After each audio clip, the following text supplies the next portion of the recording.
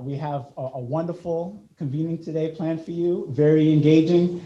Please shout out inside the chat what city you're representing so folks know where you're from.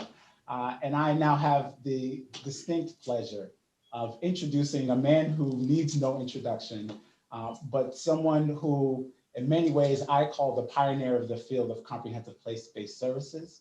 He is the founder and current president of the Harlem Children's Zone, Mr. Jeffrey Canada. Thank you, Kwame. Kwame said it all. What a moment right now in our country. And this is a time where education matters more than ever before. And we've never faced a time where this is not a question about whether or not we're going to have the resources to do the job. The question is, are we prepared to do the job? And that's what today's webinar is about. Are we prepared to take the existing resources, which are coming to us in an unprecedented amount of support for our services and children, and use them to make sure that we begin to not only make up for what our children have lost, but actually create a new normal for them. So big day, and we're going to start it off with a special guest that I am so happy he has agreed to appear here at our webinar.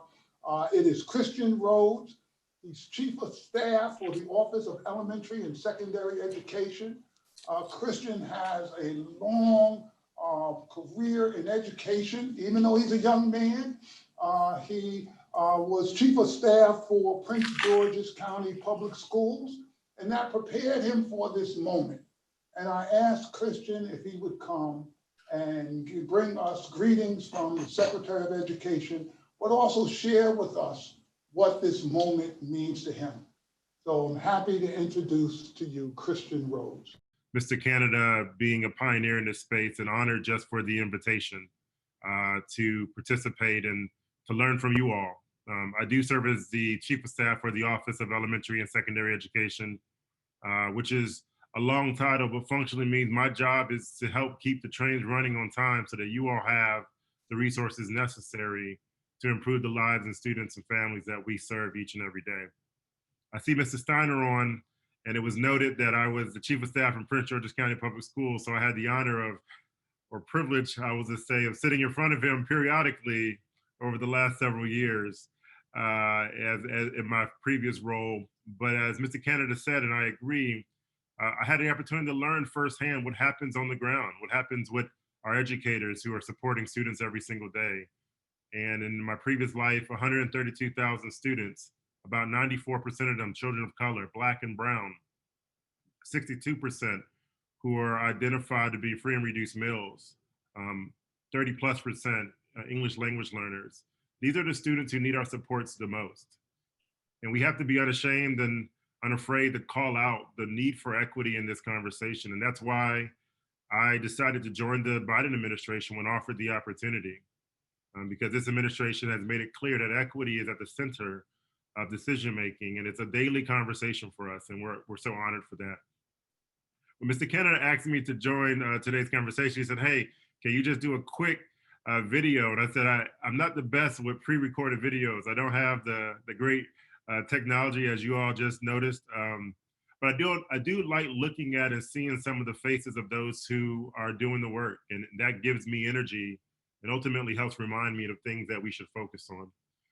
But it's important to note, and this is a historical time and period in our history. There has never been a time when resource has not been a question when it comes to public education. And it's unfortunate how we got to this point. And there's a lot that we can say about that. But what we do know is that we are literally sitting in a historical revolution when it comes to the public education in this country.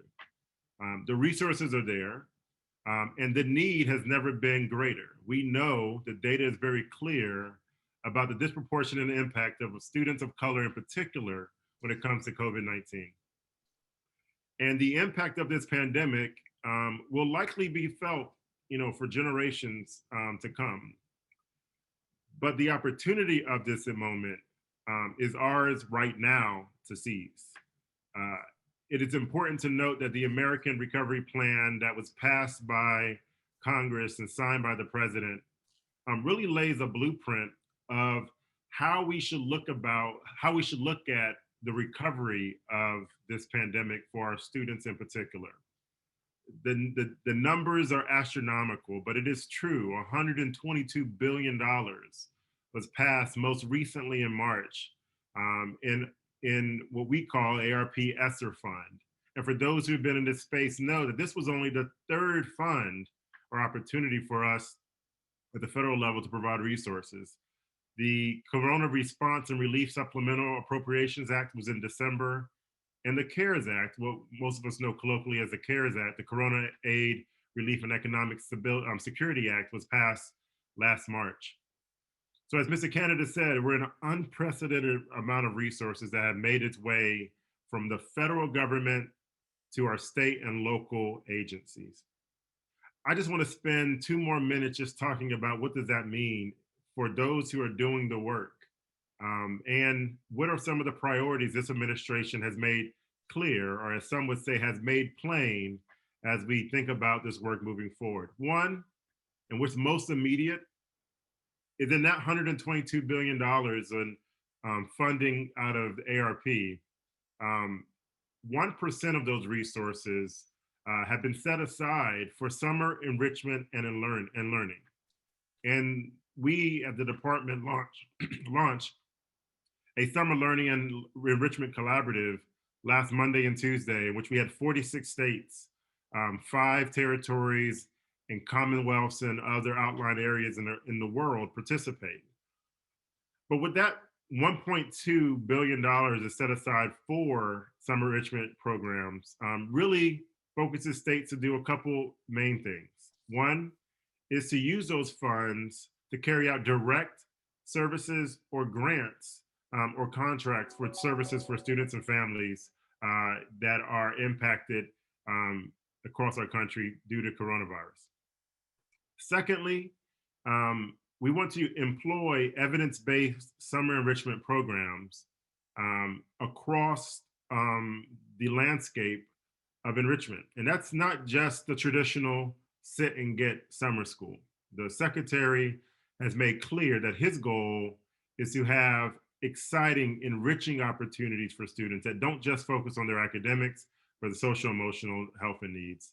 And then lastly, be very intentional about the disproportionate impact for students and families.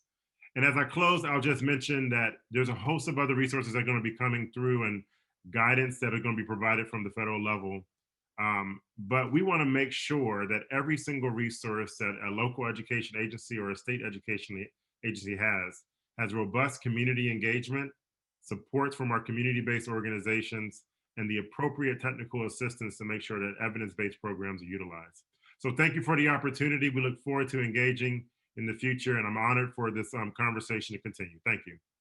All right, Christian, thank you so much for sharing that information, and congratulations again on your position. I just wanted to point out a couple of important things that you had stated. One was the need is abundantly clear. And there has never been a time where resources has not been the question, right? This is such an unprecedented moment in our nation's history to be able to enact meaningful change. So thank you, Christian, for your leadership and your continued leadership. And we're all rooting for you to have great success in your position. Now I would like to transition to one of my dear colleagues, Mr. Hailing Price, who is our Managing Director of Public Policy and External Engagement, and is also one of the leads of the William Julius Wilson Institute here at the Harlem Children's Zone. Thank you, Kwame. And thank you all for joining us today. It's a pleasure to be with you all and leaders from around the country who are driving this really critical moment in our nation's history around K-12 work, place-based opportunities, and really how we move into the next phase of this chapter we're in together. So we're really excited to be joined by numbers of leaders from around the country who are thinking about how these resources will be leveraged to really push this work going forward. We'll be having a panel discussion that includes a number of these leaders to think about some of the immediate sort of short and longer term implications of this work. We'll also have breakout sessions to give you an opportunity to connect with these folks more directly. So hopefully those deeper dives will give us a chance to really think about challenges that we're troubleshooting in real time, and how to be more anticipatory about the opportunities to follow. But at this time, it's my dear pleasure to introduce a good friend who we've recently reconnected with, and that is Elizabeth Gaines of the Children's Funding Project. So Elizabeth and I first connected about a decade ago and didn't realize until the other day that this was a full circle moment. So back when she was with the Forum for Youth Investment, our paths crossed as she was thinking about how to open up these funding pathways for place-based work in different ways. And she now comes to us as a leader in fiscal mapping and thinking about leveraging opportunities for funding. So a little bit more about Elizabeth and her work. The Children's Funding Project helps communities close equity and opportunity gaps for children around the country, effectively leveraging existing funding, generating new revenue, and developing collaborative infrastructure to administer funds in a coordinated fashion. She led the creation of the Cradle to Career Funding Guide, a guide that highlights how much money has been appropriated to communities through federal COVID packages, what it can be spent on, and best practices for how it is being spent. So we've invited her here today to share a little bit about how these resources are reaching communities, and we're really excited to have her here today. So Elizabeth, thanks again for joining us. It's great to reconnect, and we're looking forward to hearing from you. Of how to tap into the state and local dollars and who some of those key partners might be. So, really getting a handle on who's making the final decisions in our jurisdiction about these dollars, and where is that table where this is being deliberated, and getting engaged in that. One of the exciting things about the state and local fiscal recovery is that there's an opportunity to have local bodies really deliberating the placement of children in budgets that they haven't necessarily been in before. So what that can do is sort of lay the groundwork then for 2 or 3 years from now, when states and localities are going to have to step into the space a little bit more, and they'll already have practiced using those deliberative muscles to invest. And then the last thing, I'll just leave you with some of my sort of pithy advice on how we meet this moment and build adequate state and local capacity to take this moment on. And I think we need to really be supporting our state and local government folks with coordinating the resources for more equitable outcomes. If we don't coordinate all those resources I showed, they are not going to land equitably. We also need to support them on the administration front, on the data front, on the fiscal analysis front, and then ultimately help create strategic financing plans that say, okay, over time, here's how we're going to spend these dollars down and how we're going to ramp these other dollars up to continue and sustain this investment. Get the right help. I will just say that as a word of advice. When big dollars like this start appearing in people's eyes, you'll see a lot more folks coming out of the woodwork to provide support to states and communities. Just make sure you're getting folks who are mission driven and have the right intent. And then, like I said already, it sets precedent for sustained state and local investment if you can really get your local elected officials grappling with this stuff. And then this is really important because we saw this with ARA funding, during the last Great Recession. We have got to document everything, and we have got to own the telling of the story of the spending of these dollars. And so anything that anyone can do to support that is very much appreciated and welcome. So I just would leave you with encouraging you to think about the role that your place-based initiatives can play in being planful with these dollars, and kicking butt and making sure we can stand behind all of the investments that we're about to get to make in our kiddos. So that is it from me. What's budgeted gets done. That's something I'm going to take away, and I appreciate you sharing these insights, Elizabeth. It's really helpful to know the depth of the potential in this opportunity. I know you're someone who's been in this game for a little while. You've seen a lot of fads come and go as far as fiscal opportunities are concerned, and speaking to how the rubber will meet the road here is critically important. So we'll be sure to get those printed materials out to our folks, but I'm just grateful that you're willing to share some of your wisdom as someone who's been advocating for fiscal equity as it relates to children and families for so long. So thank you for the work you do, and thank you for joining us today again. Appreciate it. So with that, we're going to transition to a panel conversation. And as I mentioned earlier, we're really excited to have a really banner group of folks who are leading this work from around the country, leaders, in my case, from near and far, who are thinking about how we're going to foster equitable recovery, leveraging these funds. So these are folks who are managing funds, who are using them to support communities, both in a place-based way and at scale. And the idea here will be for us to highlight some best practices for applying the rescue plan to address the needs of schools and communities. So really excited to be with this esteemed group. And I'll remind you all that these folks will be connecting in smaller breakouts. So please listen to the themes that pique your interest, as we'll be asking you to self-select into those more intimate conversations later this afternoon. So with that, it's my pleasure to introduce Ray Saldana, the CEO of Communities in Schools. CIS is an organization that works in 2,500 schools across the country, partnering with local community organizations to meet holistic student needs. Thank you for joining us, Ray. It's a pleasure to have you with us. We're also joined by Barbara Duffield, the Executive Director of Schoolhouse Connection, an organization that works to overcome homelessness through providing practical assistance and advocacy for state, local, and national organizations. Hello, Barbara.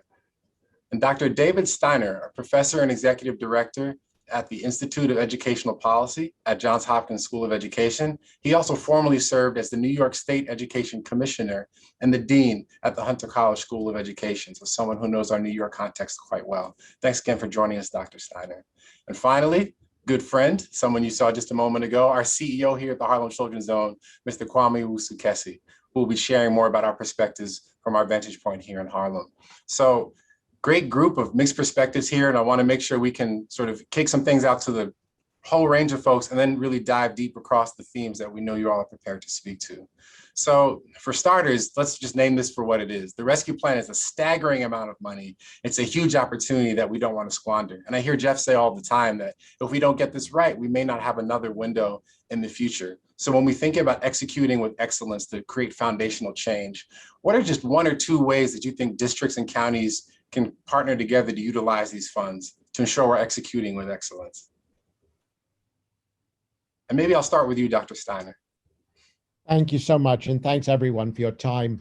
Very quickly, we have a national challenge at so many levels, but one way to summarize it is to say we underteach our children, and the children of color and children who come from disadvantaged economic backgrounds, we underteach them the most.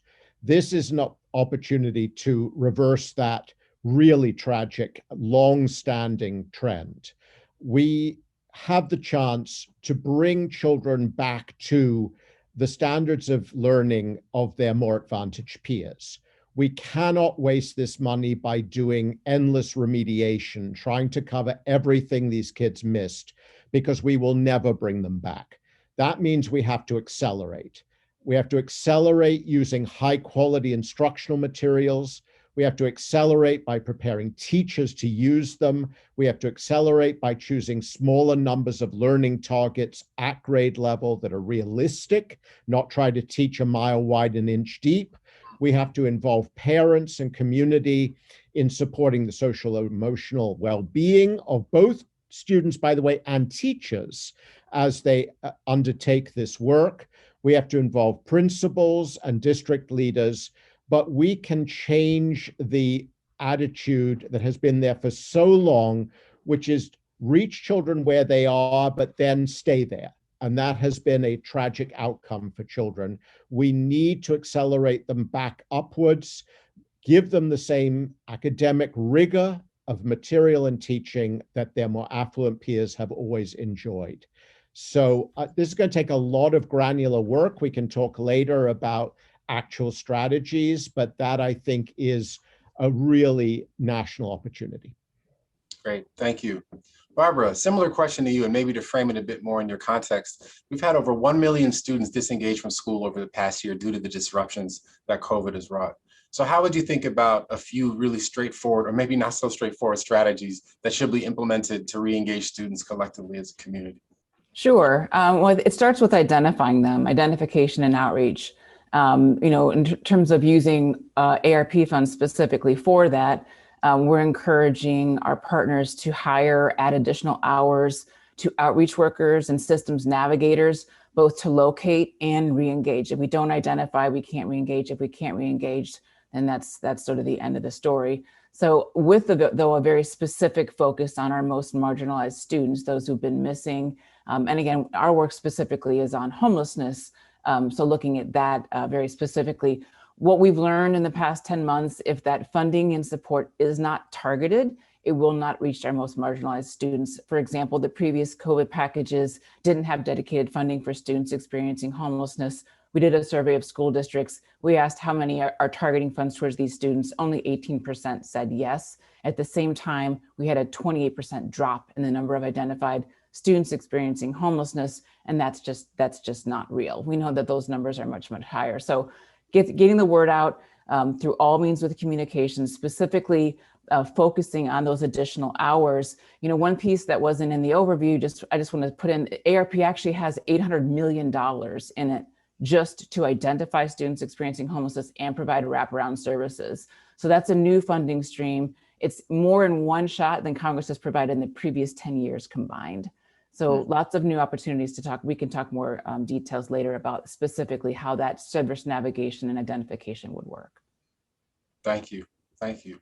So Ray, when we think about the role of community schools, we know that COVID has exacerbated the trauma that communities have experienced long before 2020.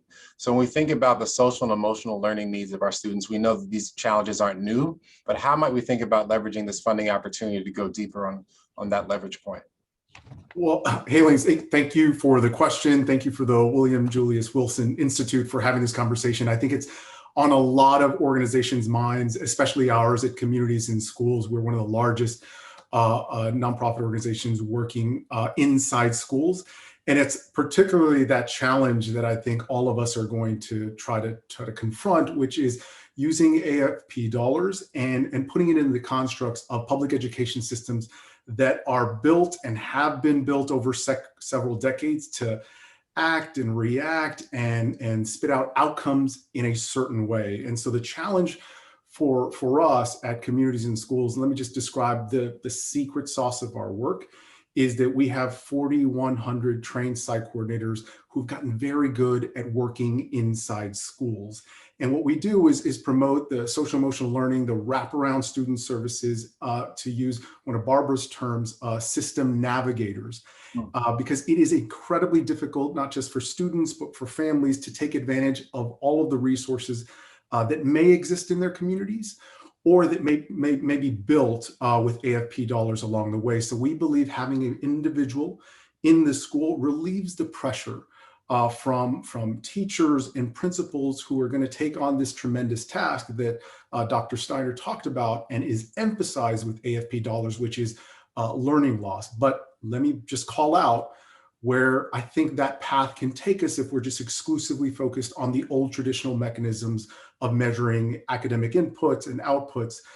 We lose focus on what students truly need over the next few years, which is recovering from the trauma and the experience of having schools shut down. And for many of our Black and Brown students, many of them falling even further behind. So when we think about the deployment of social emotional learning, it's with the trained site coordinator who is not just reconnecting that student, playing the role Barbara described, which is actually finding students. We've had to become detectives on social media or knocking on doors, but we think there's going to be a lot of I think the term that Elizabeth uses, organizations, tech platforms coming out of the woodwork to take advantage of these dollars. But we think at the center is a caring adult who is trained, building relationships with students. And while we are in 2,900 schools, there are 80,000 Title I schools across the country. This is the moment for AFP. It's almost like the dog who's caught the car. Now it's how do we deploy it and make sure that we are measuring this to stay long-term. Thank you, Ray. And that role of a navigator really resonates. Obviously, that's a similar mindset we have about supporting our young folks here at HCZ, and something that I know a lot of communities are thinking about in different ways. I'm going to circle back to you, Dr. Steiner. So you touched on this when we opened up, but in your recent article, The Return, at least recent to us, you recommended a few strategies for school districts as they're responding to the crisis. So could you go a little deeper as we think about the roles that folks on this call might be playing as community partners in place-based work? How do you see them fitting in to these school-based initiatives when we know those partnerships may often be fraught and challenging to execute? We've got you on mute now. I believe you should be able to unmute yourself though. Let's see. There we go. Right. So first of all, there's been a great deal of talk about tutoring, right? And for good reason. It is the most effective, according to the research, intervention you can do for children who are behind when it's well done. And that's, I think, going to be true of everything we say today.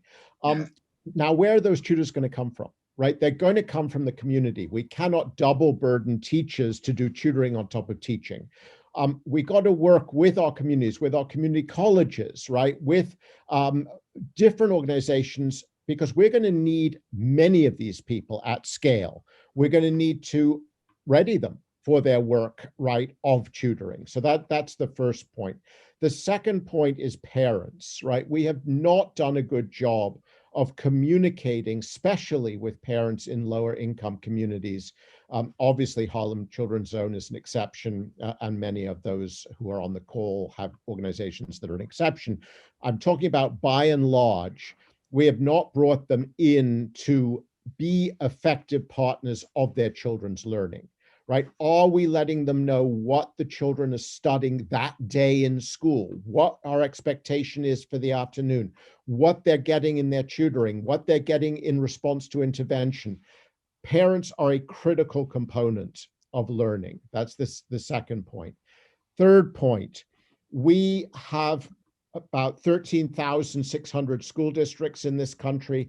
Only a small portion of them, only a small portion, are really thinking about the integration of the crucial elements of learning. What I mean by that is the summer experience is designed in a silo, right, apart from the school experience. The two have to be brought together. We talk about curriculum and teacher training as if these two things are completely separate. But in fact, the best kind of instruction happens when good teachers are given good materials, and districts need to accelerate their adoption of good materials. That has been very slow. Teachers are still making it up as they go along, right? They're pulling on Pinterest, Google, teachers pay teachers. When we've got wonderful OER, open education resource curriculum that can then be used by teachers to adapt to particular populations. Let's start with giving them the best tools and then let them free, not handicap them by telling them to spend 9 hours a week, which many of them are doing, curating their own stuff. So we need to bring all of these elements together: the tutoring, the materials, the PD, professional development, the parents, the communities to supply our tutors. This is an all-on-deck effort, and the key enemy here is fragmentation, right? Is doing these things in silos. That's right. And speaking of adaptation, I'm back with a special guest. All right, all right. It's a family affair. I should mention that we are both fully vaccinated. Correct, and we received rapid tests this morning. All right. So appreciate that. I think it's helpful for folks to be able to see themselves in this work, Dr. Steiner. What you just laid out sounds like a pathway for folks actually plugging into these coalitions on the neighborhood-based level. So I'm going to circle back to you, Kwame. A question about digital divide apropos of this afternoon. So how might you think about the way you've been developing this strategy and rolling it out over the past year here? So thank you for the question again. Absolutely. And, sorry about the mishap earlier, team. So one of the things that's really important is to ensure that our families have proper access to affordable internet and reliable internet. We fundamentally believe that is a right in this day and age. Being able to learn, being able to have access to the digital tools to help sustain and continue on our educational pathways is such critical in these times. And so when COVID hit back in March, we knew we needed to get learning devices into the hands of our young people so that there won't be significant disruptions in their learning journeys. And we were able to do so fairly quickly. We distributed about 2,000 laptops to our community in March. And as Jeff, myself, and other leaders at the Children's Zone started to see what was happening all across the country and seeing the devastation that was happening, just particularly hitting communities of color the hardest, we know we needed to be able to marshal the necessary resources to be able to get our community outside of Central Harlem access to internet and access to proper learning devices. So through a collaborative where there was 6 additional cities who are replicating our COVID-19 response, we were able actually to date to raise over $50 million. And it was a 5-pronged approach, but one of the critical pillars of that approach was this idea of bridging the digital divide. So being able to buy new computers and laptops and tablets and such, and being able to quickly distribute them to our respective communities. And those communities were Oakland, Minneapolis, Chicago, Detroit, Newark, Atlanta, and of course, New York City. And because of our leadership efforts nationally, and because of a great partnership that we had with Strive Together, we were introduced to Procter & Gamble. And Procter & Gamble has an initiative called Take on Race. And part of the Take on Race initiative is this bold goal of being able to distribute over 1 million devices across the United States. And given the work that we already had in place and the infrastructure that we have built through our partnerships with such phenomenal partners all across this nation, we were able to run the first phase of that Take on Race initiative. And to date, we, amongst all of our partners, have distributed over 30,000 laptops, hundreds and thousands of mobile Wi-Fi units. And because we know this is such a critical piece, particularly, and I know one of the topics that we're discussing is this idea of learning recovery. And as we've seen all across this nation, there's thousands and potentially millions of young people who've lost over a year of school. And we know now that it is such critical importance for us to equip our young people with the tools for success. So in the same way, when we grew up, like having textbooks was such an essential resource of our learning development, right?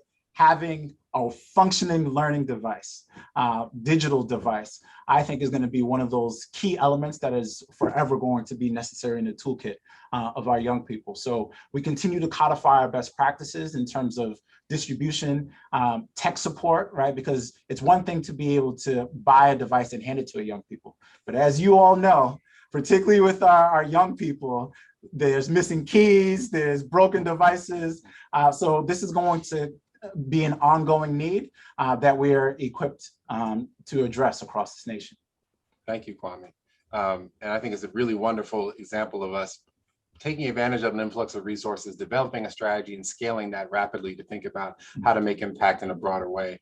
And that brings me back to the communities and schools model in a lot of ways. So Ray, interested in how you're thinking about ARP funds as a way to kind of supercharge what you're already doing in a deep way around the country. So how do you see the stimulus as having the potential to further the great work you're already doing and the broader movement for community schools writ large? Well, just great question. And it's this question that a lot of organizations, nonprofits, for-profit corporations have been thinking about, which is how do you create system change? And for us, we have the ability and the great advantage of having large scale. We're in 26 states, but we're working in a public education system that I've talked about sometimes is resistant to change. And as Elizabeth described, we're thinking about ARP dollars to really lay down a down payment on what we think can be sustainable long-term.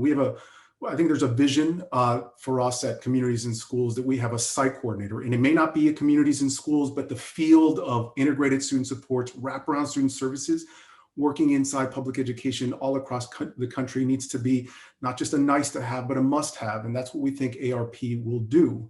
But we're also cautious. Look, we're a large nonprofit. We've been around for 44 years. We know that we are going to be watched all across the country to see how ARP dollars are being deployed and whether we can measure for effectiveness the impact they're having in schools. And we've gotten very good at measuring our work, improving our model when research calls us to improve around different tiers of support of that wraparound services, whether it's at the school level, case managing students. But it just reminds me, I was on a call last week with our site coordinators. That's what we call the trained adults in schools in Pennsylvania. And they talked to me about, if you've ever worked in school, you know what happens inside a school system if you introduce a new concept, especially a new body. And so we've had folks who have been in schools, in communities and schools for about a decade, but some of the folks who were on the call were commenting that they've been in the school for 3 months. And so what happens, you come through, you say you're dedicated to the work of case managing students, navigating resources around housing, food insecurity, but somebody within that school system is going to look at you and say, you know what, we need somebody to proctor lunch or proctor tests or do lunch duties.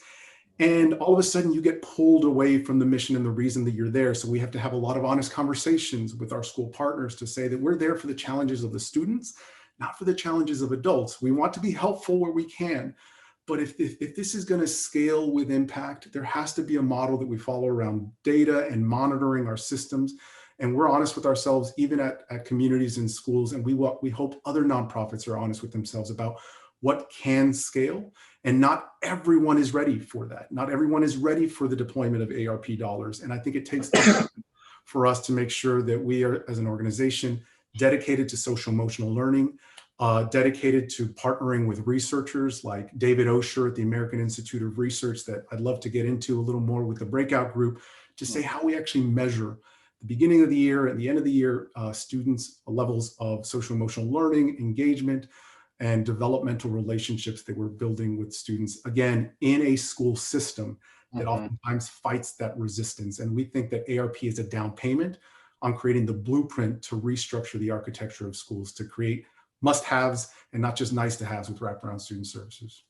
That's great. Thanks so much, Ray. So, I mean, what we're really talking about is all hands on deck approach. And given the multitude of the needs, it can be hard to stay focused on sort of where we thought our role may have been leading us in the first place. And that leads me to a question for Barbara. So when you're thinking about the role of supporting students who are in such tumultuous times from Schoolhouse Connections' vantage point, how do you think about designing solutions that are hopefully scalable, but certainly sustainable in a time when folks are in transition? So I know, for example, you may be working with working teenagers with modified schedules, young folks experiencing housing instability. So how are you approaching that development of strategy to really support students where you might be dealing with a bit of a moving target?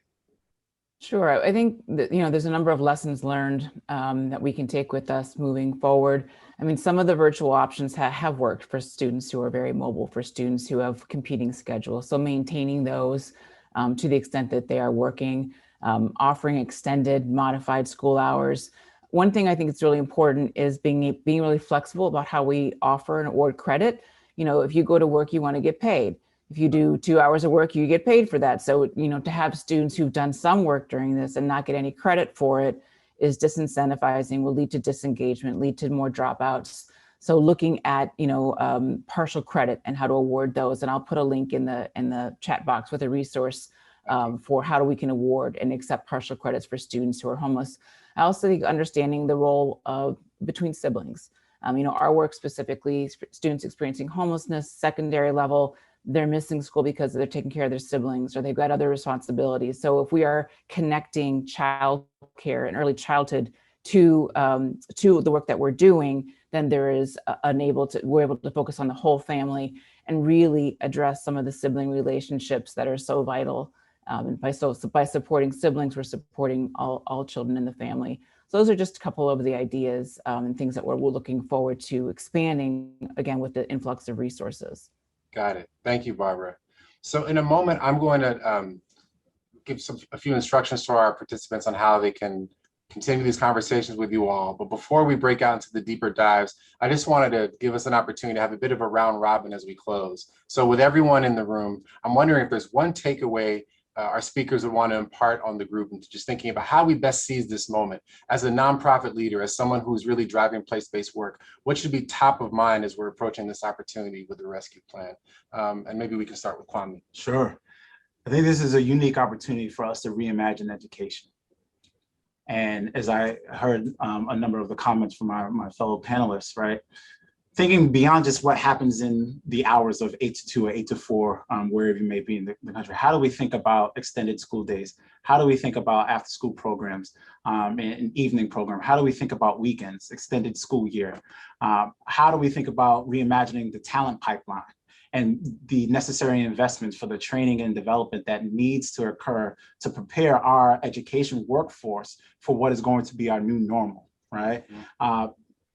the need for digital access, the need to be able to adapt our ways of learning is here, and that's not going to change. So we need to be able to bring this level of innovation to this field, because now we can remove the excuse of resources not being on the table. Right. And it is our responsibility to reimagine education and to be able to deliver for our young people, so ultimately they can be on a pathway for social and economic mobility. Excellent. Dr. Steiner, same question. Anything you want to leave the group with? Yeah, I want to be sure we don't lose the forest for the trees, right? At the core of American sort of academic excellence for all children, not just some children, is what we teach and how effectively we teach it. And right now we're teaching dumbed down materials to poor kids from teachers who are underprepared to do otherwise. So everything that you've talked about is important. Don't get me wrong, it's very important, but it's got to be focused on something, right? And if it isn't, then we're all going to stay in our silos. We're going to be doing this, that, and the other. And at the end of the day, we're going to look at ourselves and say, what happened, right? These billions disappeared.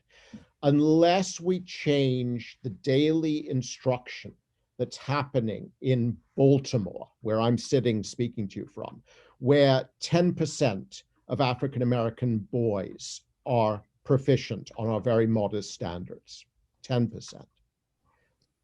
The rest is not going to happen for them, right? So ask yourself the question, are you bringing children into a situation where they've got an opportunity to learn at a level that's going to give them a future? And what can your organization do to help them? Yes, an adult is critical in the school. My colleague Bob Balfans has made that point rigorously. But that adult has got to help you access worthy to learn materials from teachers who can teach them. So let's not lose sight of the core of this, getting children access to high quality instruction, no matter what else. I've been all over the world in very poor countries where, frankly, the teaching is of a higher quality for very, very desolate children than it is here. That has to stop. Thank you. Thank you. Ray? Yeah, I want to pick up a little where Dr. Steiner left off, which is that the enemy of success here will be fragmentation. And just speaking as somebody, I didn't mention this, but I'm a product of communities and schools, having grown up with undocumented parents and knowing how expensive it can be to be poor, and the cost of what it feels like to go through a system that is fragmented. And so the integration of what we do is going to be critically important. What it looks like to build a school where a student can find somebody to build a relationship with and not feel like that is part of a separate program, or to use some terms from Dr. Steiner, like you're going through summer enrichment that really is remediation. It has to feel integrated in that way. And just at the end of the day, when we think about what will work, about rebuilding, as Kwame said, the architecture and reimagining school, really it's not going to be programs that change young people's lives. It's going to be relationships. And that's why we think that needs to be the center of what sticks as we think about the architecture of schools. Powerful. Thank you. Thank you. Barbara, can you close this out? Just thinking again about the video that was shown right before we started and the aftershocks of trauma, and thinking about how for some, we're all traumatized right now, children in particular, and some children much more than others. These traumas that have been multiple, repeated, and sustained. And if we're not focusing not just on the moment of crisis, but looking at specific adverse experiences over time that we know will last, whether it's homelessness, death of a parent, incarceration, foster care, all of those, and developing systems that follow. Again, we see in the research that for example, formerly homeless students are still disciplined more often than students who've never been homeless before. Same thing with the impact on academics. So we need to be mindful of multi-year design, multi-year planning, and the aftershocks of trauma, and continue to follow and look specifically for certain adverse experiences. That's right. Thank you all. Really powerful words.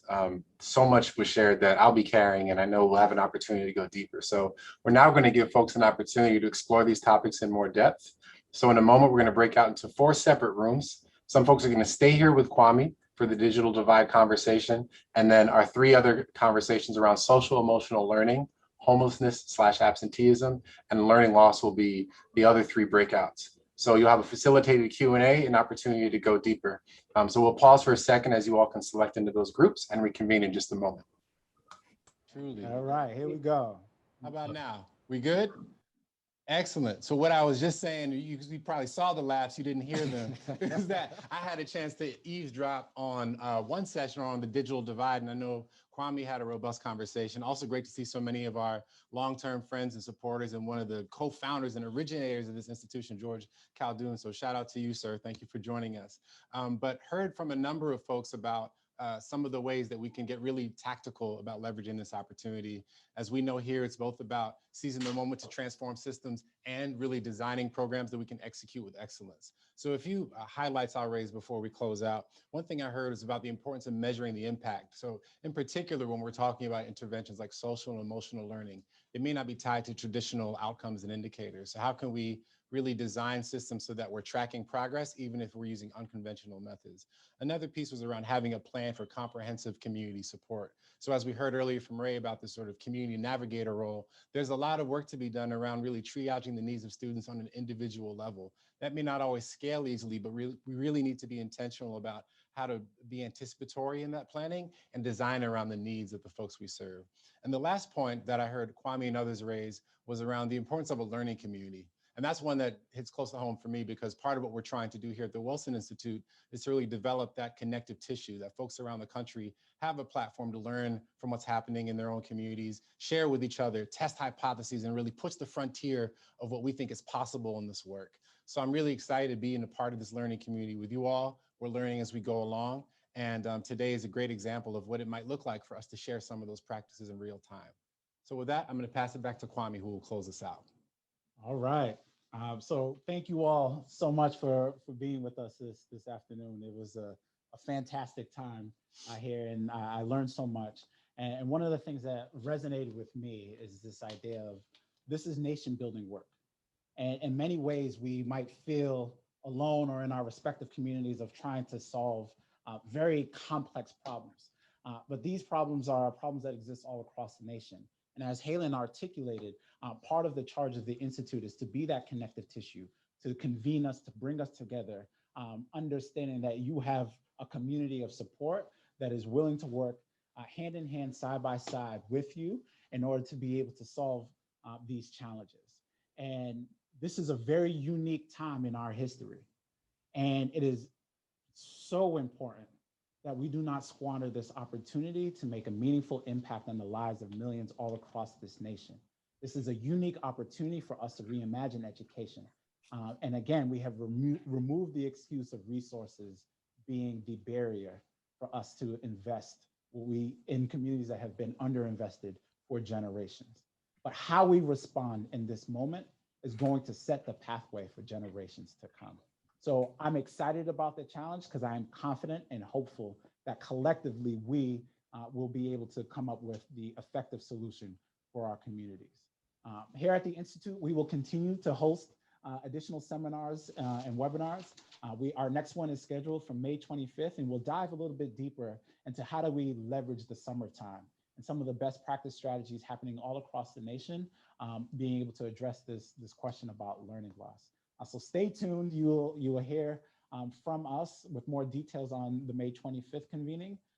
And we will be sending out a survey shortly after the close of today. So we kindly ask that you can respond, give us our feedback, because again, we're in community with one another, and your voice is so critically important. So thank you all for spending your time with us. I hope you found it informative, and I look forward to our collective work together for the future. Be blessed. Thank you so much, everyone.